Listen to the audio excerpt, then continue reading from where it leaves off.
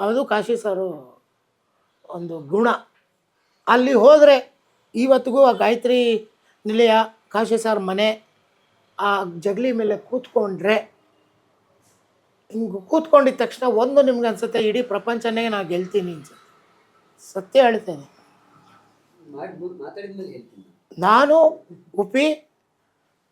ಉಪಿ ಮನೋಹರು ನಾವೆಲ್ಲ ಈಗ ಒಂದು 2-3 ವರ್ಷಕ್ಕೆ ಮುಂಚೆ ಉಪೇಂದ್ರದ ಜರ್ನಿ ಇದೇ ಥರ ಒಂದು ಜರ್ನಿ ವಿಡಿಯೋ ಮಾಡಿದ್ರು. ಯಾರೋ ದೂರದರ್ಶನ್ಗೋ ಯಾರಿಗೋ ಬುಕ್ಕಾಪಟ್ಟಣ ವಾಸು ಮಾಡಿದ್ರು. ಅದಕ್ಕೆ ಉಪಿ ಫೋನ್ ಮಾಡಿ ಈ ಥರ ಇದೆ ಕಣ ಬಾರೋ, ಎಲ್ಲ ಬಿಗಿನಿಂಗಿಂದ ಮಾಡಬೇಕು. ನನಗೊಬ್ಬನಿಗೆ ಎಲ್ಲ ನೆನಪಿದೆ, ಜಾಗಗಳೆಲ್ಲ ನೆನಪಿದೆ, ನನಗೆ ಯಾವ ಲೊಕೇಶನಲ್ಲಿ ಏನಾಯಿತು ಎಲ್ಲ ನೆನಪಿದೆ, ಎಲ್ಲಿ ಶೂಟಿಂಗ್ ಆಯಿತು ಎಲ್ಲ ಆಯಿತು ಅಂತ. ಸೊ ಎಲ್ಲರೂ ಇಲ್ಲಿ ಒಂದು ಶಂಕರಪುರ ಮನೇಲಿ ಒಂದು ಕಡೆ ಸೇರಿ ಅಲ್ಲಿಂದ ಗಾಡೀಲಿ ಎಲ್ಲರ ಮನೆಗೂ ಅಂತ ಹೋದ್ವಿ. ತರಲೇನ ಮಗ ಮಾಡಿದ ಮನೆ ಹತ್ರ ಹೋದ್ವಿ. ಅಲ್ಲಿ ಉಪಿ ಮಾತಾಡಿದ್ರು. ಅಲ್ಲಿಂದ ಕಾಶಿ ಸಾರ್ ಮನೆಗೆ ಹೋದ್ವಿ. ಆ ಕಾಶಿ ಸಾರ್ ಮನೆ ಜಗಲಿ ಮೇಲೆ ಕೂತ್ಕೊಂಡ್ರೆ ಆವಾಗ ಅನ್ನಿಸ್ತು ಎಷ್ಟೋ ಕಡೆ ನಾವು ಗೆಲ್ಲಲ್ಲ, ಸೋತೋಗ್ತೀವಿ, ನಮ್ಮ ಕೈಲಿ ಆಗಲ್ಲ ಅಂತ ಒಂದು ಥಾಟ್ ಪ್ರೊಸೆಸ್ ಬರುತ್ತೆ ಗೊತ್ತಾ. ಆ ಜಗಲಿ ಮೇಲೆ ಕೂತ್ಕೊಂಡ್ರೆ ಏನು ಬೇಕಾದ್ರೂ ಮಾಡ್ಬೋದು ಅನಿಸುತ್ತೆ. ನನ್ನ ನಾಸ್ಟಾಲಜಿ ಅಲ್ಲ ಅದು, ನಾನು ಹಾನೆಸ್ಟಾಗಿ ಹೇಳ್ತಾ ಇದ್ದೀನಿ. ಅಯ್ಯೋ ಆವಾಗ ಮಾಡಿದ್ವಿ ಅದಕ್ಕೆ ಇವಾಗ ಅನ್ನಿಸ್ತಿದೆ ಅಲ್ಲ, ಅದು ಬೇರೆ. ಅಲ್ಲಿ ಕಾನ್ಫಿಡೆನ್ಸೇ ಬೇರೆ. ಅಲ್ಲೋಗಿ ಕೂತ್ಕೊಂಡ್ರೆ ನಿಮಗೆ ಸ್ಕ್ರ್ಯಾಚಿಂದ ಶುರು ಮಾಡ್ಬೋದು ಅನಿಸುತ್ತೆ. ನೀವೆಲ್ಲ ಕಳ್ಕೊಂಡ್ಬಿಟ್ರು ಏನೋ ಒಂದು ಮಾಡ್ಬೋದು ಅಂತ ಅನಿಸೋಂಥ ಒಂದು ಜಾಗ ಅದು. ಎಲ್ಲ ಸಿನಿಮಾಗಳನ್ನ ಒಂದು ಕಡೆ ಇಟ್ಟು ನೋಡಿದಾಗ ಎಲ್ಲಿಯ ಅಜಗಜಾಂತರ, ಎಲ್ಲಿಯ ಅನಂತನಾವಂತರ, ಎಲ್ಲಿಯ ತರಲಿನ, ಎಲ್ಲಿಯ ಓಂ ಅನ್ನೋ ಪ್ರಶ್ನೆ ಬರುತ್ತೆ. ಎಲ್ಲಿಗೆ ಇದು ಬಂದ್ಬಿಡ್ತಿಲ್ಲ. ಅದು ಹೆಂಗೆ ಆಯಿತು ಅಂದರೆ, ಒಂದು ಹೇಳ್ತೀನಿ ಕೇಳಿ. ನಿಯತಿ, ಹಣೆ ಬರಹ, ಇವನು ಇದಾಗಬೇಕು ಹೀಗಾಗಬೇಕು ಅಂತ ತೀರ್ಮಾನ ಮಾಡೋರ್ತು ಅಂದರೆ ಪ್ರಕೃತಿ ಅದಕ್ಕೆ ಬೇಕಾದದನ್ನು ಅದು ತೊಗೊಂಬರ್ತದೆ. ಬೆಂಗಳೂರಿಗೆ ನೀರು ತರಬೇಕು ಅಂತ ತೀರ್ಮಾನ ಮಾಡಿಬಿಟ್ರೆ ಅರಬ್ಬಿ ಸಮುದ್ರದಿಂದ ಎತ್ಕೊಂಬಂದು ಹಾಕ್ಬಿಡುತ್ತೆ. ಯಾವುದು ನೀವು ಎಲ್ಲಿಂದ ನೀರು ತರಬೇಕು ಅಂತ ಯೋಚನೆ ಮಾಡೋರು ರಾಜಕಾರಣಿಗಳು. ಪ್ರಕೃತಿ ಎತ್ಕೊಂಬಂದು ಇಲ್ಲಿ ಬಿಸಾಕ್ಬಿಡುತ್ತೆ. ನಿಮ್ಮ ಕೈಲಿ ತಡೆಯೋಕ್ಕಾಗಲ್ಲ, ಅಷ್ಟು ಬಿಸಾಕತ್ತೆ. ಏನಾಯಿತು, school of making was Kashinath. ಅದೇ ಸ್ಕೂಲಿಂದ ಬಂದ್ವಿ. ಅದರಿಂದ ನಮಗೆ ಬಂದ ಡಿಮ್ಯಾಂಡು ತರಲೇನ ಮಗಲ್ಲಿ ಬಂದಾಗ ಜಗ್ಗೇಶ್ ಹೀರೋ ಅಂದ್ರೆ ಒಂದು ಬಡ್ಜೆಟು, ಕಾಮಿಡಿ ಕಂಟೆಂಟ್ ಚೆನ್ನಾಗಿರ್ಬೇಕು. ಈಗೇನು ಕಂಟೆಂಟ್ ಅಂತಾರೆ, ಕಾಮಿಡಿ ಸೀನ್ಗಳು ಚೆನ್ನಾಗಿರ್ಬೇಕು. ಡೈರೆಕ್ಷನ್ ಬಂದಿದೆ, ಡೈರೆಕ್ಷನ್ ಮಾಡಬೇಕು, ಡೈರೆಕ್ಟ್ರಾಗಿ ಎಸ್ಟಾಬ್ಲಿಷ್ ಆಗಿ ಗೆಲ್ಲಬೇಕು, ಸೋಲ್ಬಾರ್ದು. ಸೋತ್ರೆ ಮುಗಿದೋಯ್ತು, ಅದೇ ಎಂಡು. ಗೆದ್ದರೆ ಫೈಟಿಂಗ್ ಈಗ ಸ್ಟಾರ್ಟು. ಇನ್ನೂ ಯುದ್ಧ ಗೆದ್ದಂಗಲ್ಲ, ನಾಟ್ ಈವನ್ ಬ್ಯಾಟಲು ಅಲ್ಲ ಅದು. ನಾವು LKGಗೆ ಬಂದ್ವಿ ಮಾಂಟೆಸರಿಯಿಂದ ಅಂತ ಹೇಳ್ಕೊಬೋದು ಅಷ್ಟೇ.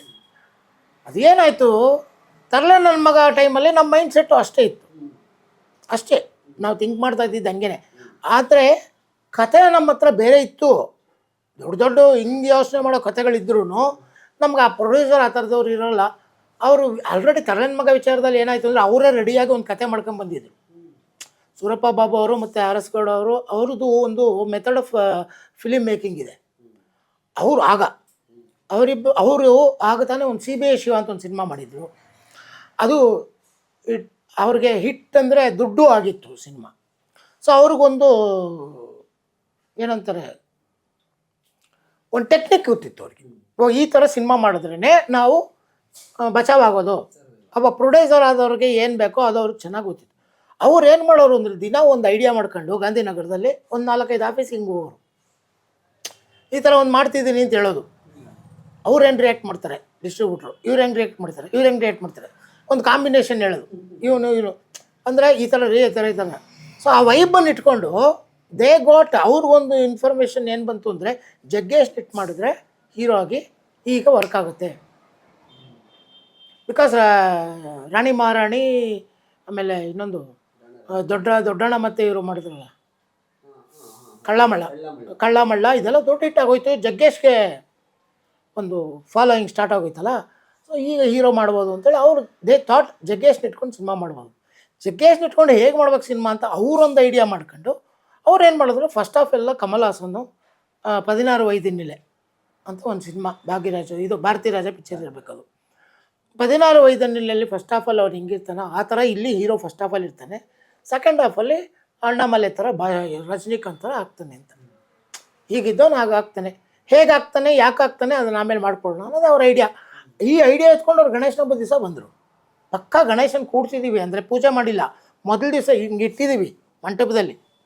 ಸೊ ನೋಡ್ಕೊಳ್ಳಿ, ಅವ್ನು ಪೂಜೆನೂ ಮಾಡಬೇಕಾಗಿಲ್ಲ. ಗಣೇಶ ಅನ್ನೋದು ಉಪೇಂದ್ರಾಗ ಹೆಂಗಿದೆ ಅಂದರೆ, ಈ ಸಲ ಗಣೇಶ ಅಂದ ತಕ್ಷಣ ರಜನಿಕಾಂತ್ ಪಿಕ್ಚರ್ ಸಿಕ್ತು.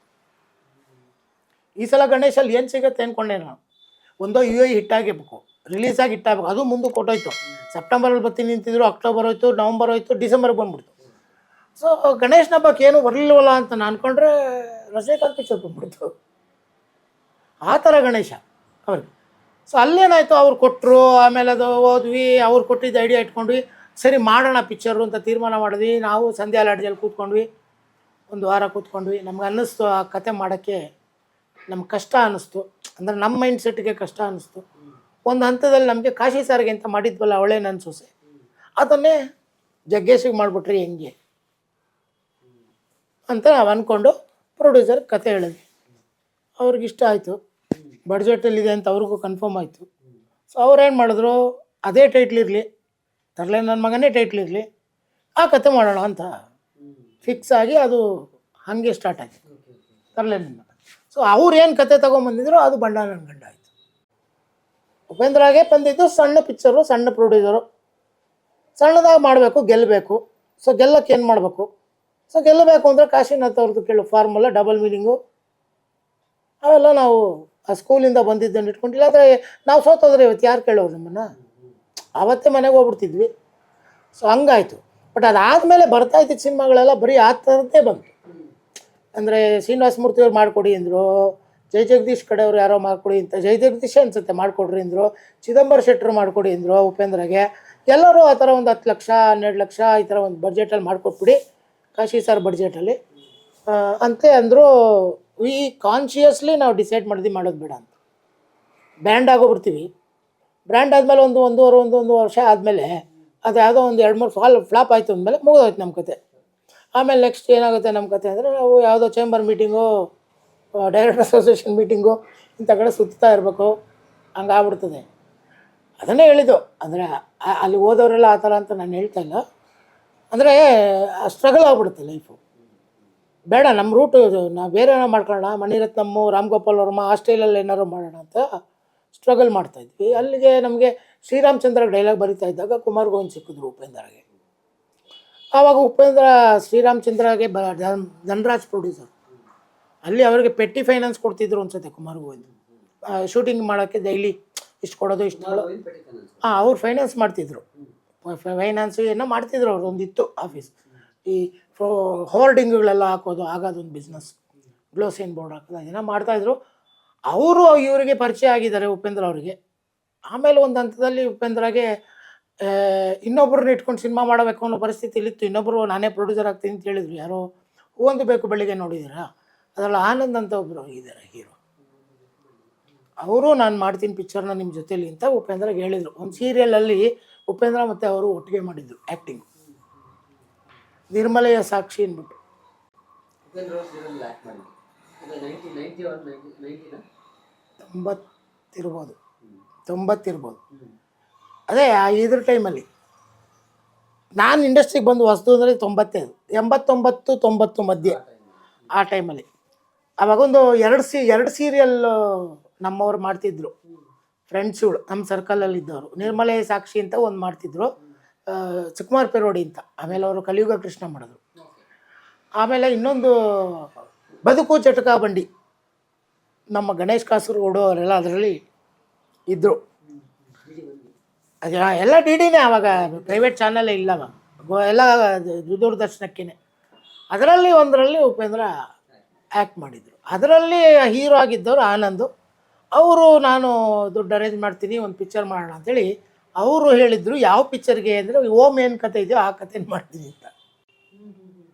ಓಮ್ಗೆ ಅಂತ ಒಂದು ಕತೆ ಮಾಡಿದ್ವಲ್ಲ, ಆ ಕಥೆನ ನಾವು ಮಾಡೋಣ ಅಂತ ಅವರು ಹೇಳಿದರು. ಅವ್ರು ಎಲ್ಲಿದ್ದರು, ಈ ಸ್ವಿಮ್ಮಿಂಗ್ ಪೂಲ್ ಇದೆಯಲ್ಲ 5th ಬ್ಲಾಕು ಜಯನಗರ, ಅಂದೇ ರೋಡಲ್ಲಿ ಡೌನ್ ಅಂದರೆ ಬೈರ್ಸಂದ್ರಣ್ಣ ಯಾವುದೋ ಒಂದು ಬರ್ತದೆ, ಆ ರೋಡಲ್ಲಿ ಲೆಫ್ಟಲ್ಲಿ ಮಾಡಿ ಮೇಲಿದ್ದರು. ಒಂದು 3-4 ದಿನ ಆದಮೇಲೆ ನಾನು ಉಪ್ಪಿ ಹೋದ್ವಿ. ಅಂದ್ರೆ ಮಾತಾಡಿದ್ರು ಅನ್ಸುತ್ತೆ ಅವ್ರ ಹತ್ರ. ಅವರು ದುಡ್ಡು ಅರೇಂಜ್ ಮಾಡೋಕ್ಕಾಗಲಿಲ್ಲ, ಸಾರಿ ಸರ್ ನನ್ನ ಕೈಲಿ ಆಗಲ್ಲ ಅಂತ ಹೇಳ್ಬಿಟ್ಟು. ಆವಾಗ ನಮ್ಮದೊಂದು ಆಫೀಸ್ ಇತ್ತು ಶಾಸ್ತ್ರಿ ನಗರಲ್ಲಿ. ಅಲ್ಲಿಗೆ ಬಂದು ಕೂತ್ಕೊಂಡು ಏನು ಮಾಡೋದು ಅಂತ ಯೋಚನೆ ಮಾಡಿ ಆವತ್ತು ಉಪೇಂದ್ರ ಇಲ್ಲ ಇನ್ನೊಬ್ಬರು ಇದ್ದಾರೆ ಧನರಾಜ್ ಅವರು ಪಿಕ್ಚರಲ್ಲಿ ನಂಗೆ ಪರಿಚಯ ಆಗಿದ್ದಾರೆ, ನಾನು ಅವ್ರನ್ನ ಮಾತಾಡ್ತೀನಿ, ನೋಡೋಣ ಇರು ಹೇಳ್ತೀನಿ, ಯಾರೋ ಒಬ್ಬರಿದ್ದಾರೆ ಹೇಳ್ತೀನಿ, ಯಾರು ಅಂತ ಹೇಳಲಿಲ್ಲ, ಒಬ್ಬರಿದ್ದಾರೆ ಮಾತಾಡಿ ಹೇಳ್ತೀನಿ ಅಂತ ಹೇಳ್ಬಿಟ್ಟು ರಾತ್ರಿ ಏನೋ ಫೋನ್ ಮಾಡಿ ಮಾರನೇ ದಿವಸ ಸೆಂಚುರಿ ಕ್ಲಬ್ಬಲ್ಲಿ ಮೀಟಿಂಗ್ ಹಾಕ್ಕೊಂಡು ಕುಮಾರ್ ಗೋವಿಂದ್ ಪಿಕ್ಚರ್ ಮಾಡೋದು ಅಂತ ಆಯಿತು. ತರಲೆ ನನ್ನ ಮಗ. ಸಮಸ್ತ ಕನ್ನಡಿಗರಿಗೂ ನಮಸ್ಕಾರ. ನಮ್ಮ ಸ್ನೇಹಿತರಾದ ಭಾಳ ಆಪ್ತಮಿತ್ರರು ನನಗೆ ಅಶೋಕ್ ದಾವಣಗೆರೆಜಿ ಅವರು ಡೈಲಿ ಮಾಧ್ಯಮ ಅಂದ್ಬಿಟ್ಟು ಒಂದು ಅದ್ಭುತವಾದ ಯೂಟ್ಯೂಬ್ ಚಾನಲನ್ನು ಮಾಡಿದ್ದಾರೆ. ಭಾಳ ಸಲ ನೋಡಿದ್ದೀನಿ ನಾನು, ತುಂಬ ಚೆನ್ನಾಗಿ ಬರ್ತಾಯಿದೆ ಕಂಟೆಂಟು. ನನಗೆ ಇತ್ತೀಚೆಗೆ ಆ್ಯಕ್ಚುಲಿ ನನಗೆ ಗೊತ್ತಿರಲಿಲ್ಲ ಅವ್ರದ್ದೇ ಅಂತಂದ್ಬಿಟ್ಟು. ಇವಾಗ UI ಪಿಕ್ಚರ್ಗೆ ಸರ್ ಒಂದು ಇಂಟರ್ವ್ಯೂ ಬೇಕು ಅಂದಾಗ ಇವಾಗ ಗೊತ್ತಾಯಿತು, ಡೈಲಿ ಮಾಧ್ಯಮ ನಮ್ಮ ಅಶೋಕ್ ಜಿ ಅವ್ರದ್ದೇ ಅಂತ ಅಂದ್ಬಿಟ್ಟು. ಎಲ್ಲ ಕನ್ನಡಿಗರು ಸಬ್ಸ್ಕ್ರೈಬ್ ಮಾಡಿ. ಭಾಳ ಅದ್ಭುತವಾದ ಬರವಣಿಗೆ ಇರ್ತದೆ. ಅವರು ಪತ್ರಿಕಾ ಮಾಧ್ಯಮದಲ್ಲಿದ್ದಾಗಿದ್ದ ನನ್ನ ಪರಿಚಯ ಅವರು ಅಶೋಕ್ ಜಿ. ಸೊ ಅದ್ಭುತವಾಗಿರೋ ಕಂಟೆಂಟ್ ಕೊಡ್ತಾರೆ. ಸಬ್ಸ್ಕ್ರೈಬ್ ಮಾಡಿ ಈ ಚಾನಲನ್ನು, ನಮ್ಮ ಡೈಲಿ ಮಾಧ್ಯಮದ ಯೂಟ್ಯೂಬ್ ಚಾನಲನ್ನು ಬೆಳೆಸಿ ನಿಮ್ಮದೇ ಆದ ಕನ್ನಡಿಗರು. Thank you so much. ನಮಸ್ಕಾರ.